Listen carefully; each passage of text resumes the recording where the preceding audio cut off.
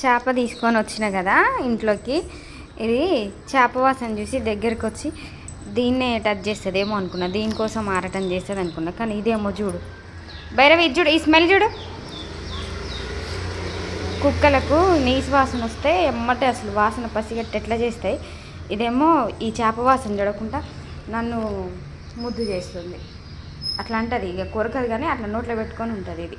భైరవి, ఇది చూడు.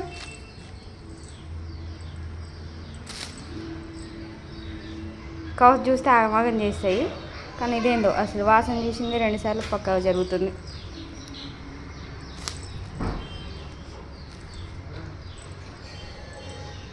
ఇది వెజిటేరియన్ అనుకుంటా.